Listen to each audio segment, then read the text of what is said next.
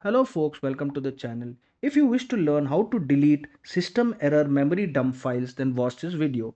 The first thing I'll do is I'll do a disk cleanup, and in that a system cleanup.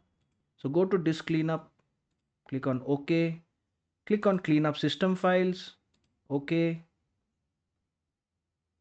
And once that is done, make sure all these boxes are ticked, and then I will click on OK and click on delete files.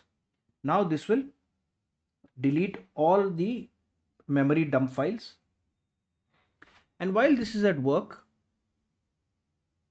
which should not take long, I will press the Windows and the R key, and I will input temp here, press enter. This will open the temporary folder. Select one and press Ctrl A to select all and press the delete key.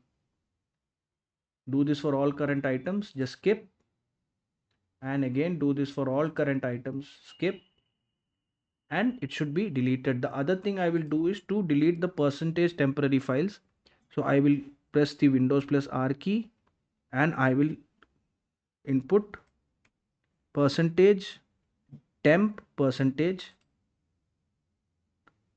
like so, and I will press enter.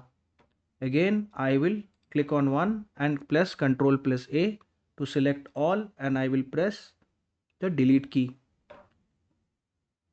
skip, and do this for all, skip, and it should delete most of the uh, error memory dump files. If this video helped you, then kindly subscribe to the channel. Enjoy your day.